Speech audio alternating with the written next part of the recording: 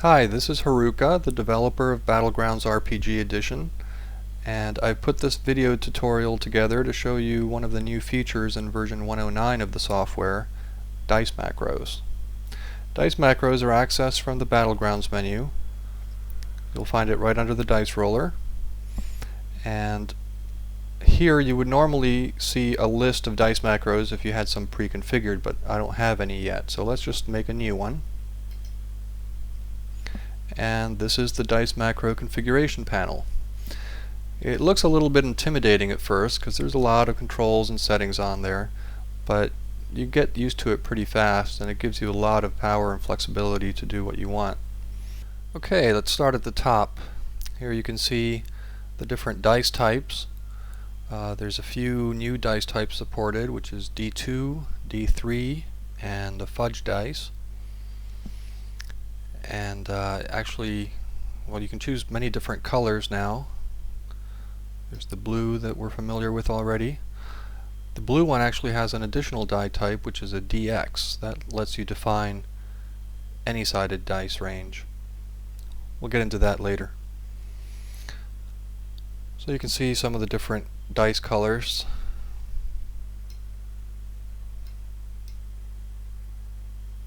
We'll just use the black for this demo. The rest of this panel is broken into two halves by the white panes in the background. The top half, generally speaking, is determining how each die in the die roll is processed, and the bottom half determines how the overall dice roll is processed. Let's just make a simple macro to test things out. Let's say we want to do stat generation for D&D.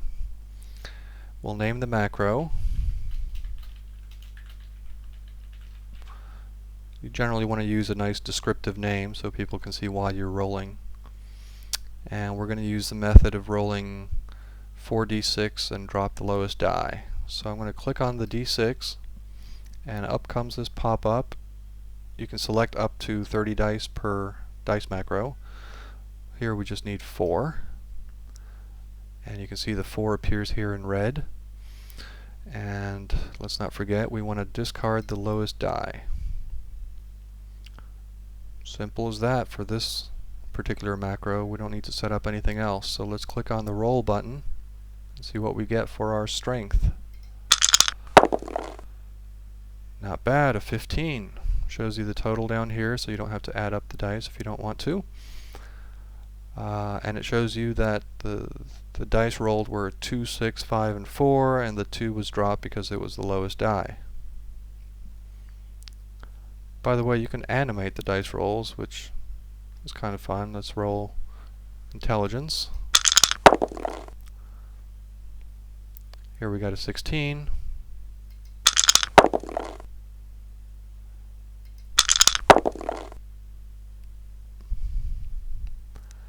If you click the reset button down here, it turns everything back to the default settings when you first open up the macro window. Okay, now let's make another dice macro that this time let's mix up different dice types and dice colors. I'm going to call this magical longsword damage. And we've got a regular longsword that does 1d8 damage, but this one does an additional d6 of fire damage. Actually, since it's fire, why don't we make that a red die? There we go. And we'll label that fire damage and give it a roll. Not bad. Did a lot more fire damage than actual cutting with the sword. Pretty good. Now if I'm happy with the macro the way I've set it up, I just hit the save macro button and I have it forever. And to prove that, let's reset. This totally clears the panel, and let's reload that we just made.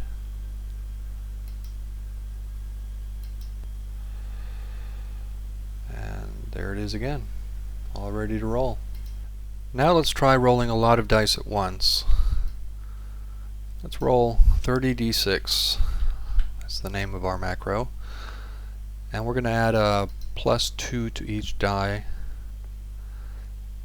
I'd like to see how much the total came up on the dice and how much with the modifier applied. And let's sort the dice from highest to lowest. As you can see, the modifier comes up in white text underneath the die that it pertains to, and all our dice are sorted. Now it would take a lot of time to add all this up in your head, but computers are good at math, so we know instantly that we rolled 103 on the dice, and with the +2 on each of the 30 dice, that's 163. Now let's make it a little more interesting. Suppose we want each die to be evaluated, and a 5 or a 6 is a success and anything else is a failure. Now if we roll, you can see in the summary we got 11 successes. This also shows pretty clearly why you can only roll up to 30 dice at a time, because it takes the whole screen to display the results. More than that wouldn't fit. Now let's give that another twist. Let's say that on a 6 or higher, it's going to re-roll that die and add it to the result.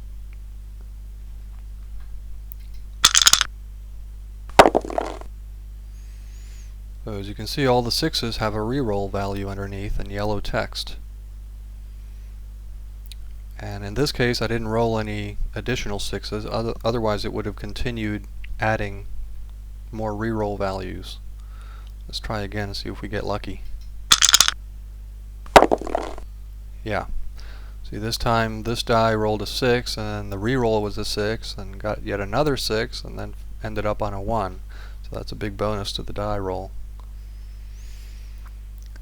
And again, it's nice to have all the math done for you. This is a big time saver and for games that use a lot of dice at once. One of the more interesting and useful new features is the ability to cross-reference a die roll result with a table. Let's take a look at what this means. In this case, I've made a hit location table this is for the GURPS system, but you can make up your own tables very easily. And what it is nothing more than a tab delimited simple text file.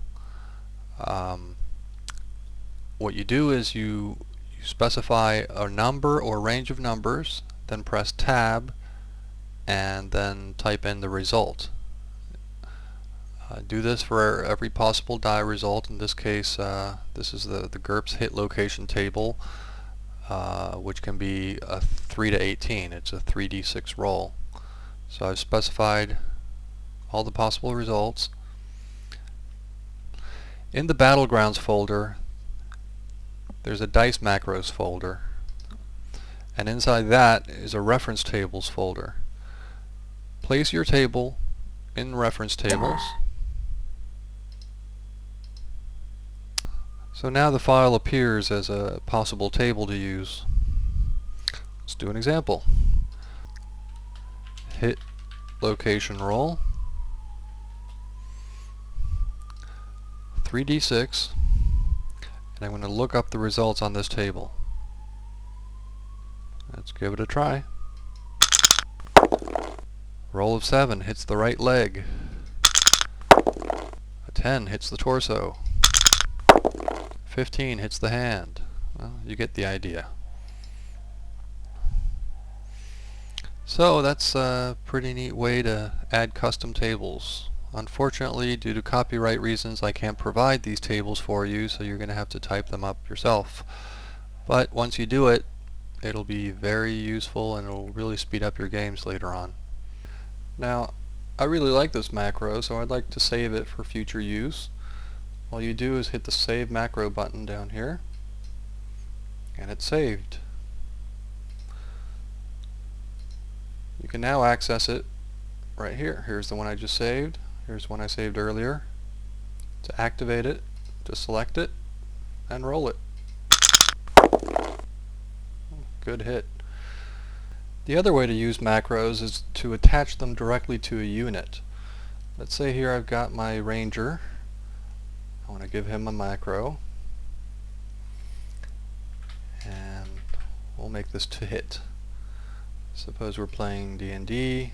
We want to roll a 20-sided die to hit, and let's say it succeeds on a 14 or higher.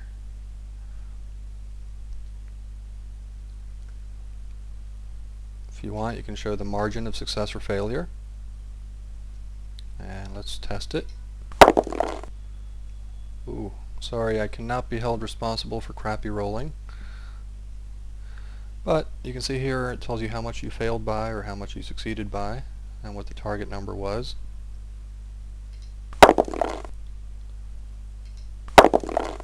Finally a good roll.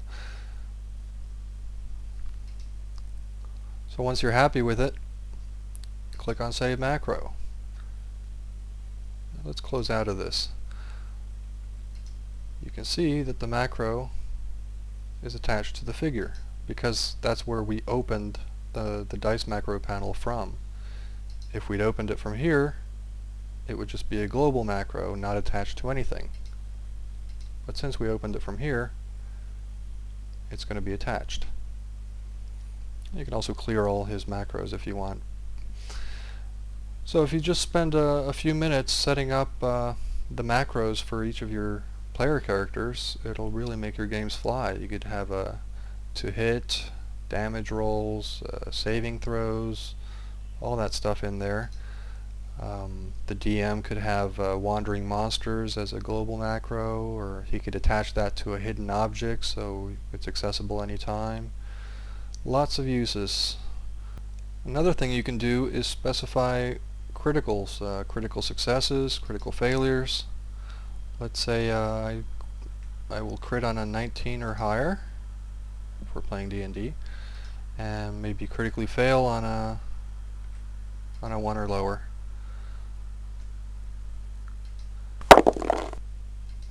Just roll a few times. There we go, a 20, critical success. It lets you know. And then you can do whatever your game rules require you to do for a critical success. Which brings me to another point. Sometimes the GM likes to fudge the rolls to make things go his way. How do you do that? Well, you click this checkbox and then type in the number that you would like to come up on the die.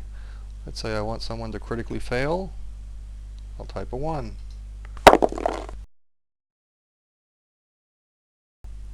I'm getting this message because I'm the DM. Players would not see this first line of the summary. But it's good to know this is there if players ever figure out how to fudge rolls. I don't think it's possible, but if they ever do, you'll know about it. Now I want to talk about the DX real quick. The DX is only available in the blue dice set, at least for now. And the way it works is you select how many dice you want to roll as usual. Then you specify the range of each die. Let's say 1 to 1,000. It can be higher. It can be whatever you want. It can be 3 to 12, anything you want. And we can sort the rolls. We can determine success or failure. Let's say I don't know, a 900 or higher is a success. Let's drop the lowest, maybe drop the highest.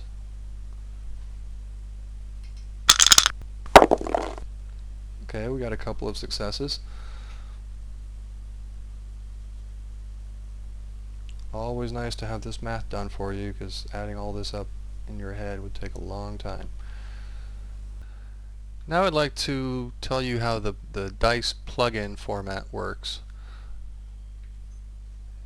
If we look here under dice sets, let's say, let's play with the green. Let's say I play a game that uses only D6 and everything else is just going to clutter up my screen. I can deactivate all these other dice. So now the only one left is the D6. Now we go in Battlegrounds, select the green dice. All I've got is a D6, no extra clutter up here. You can turn dice back on the same way, just move them out of the disabled folder and into the appropriate set. The one dice set that you should never disable is the blue dice, because those are built into Battlegrounds and they're used if someone ever sends you a die roll using dice that you've disabled, it'll remap the dice to be blue dice. So let's say someone rolls 2d8s red and you've disabled your red dice, it's going to show you 2d8 in blue as a fallback position. So don't disable the blue dice. Well, that concludes this brief introduction to dice macros. I hope you find this feature very useful in your games.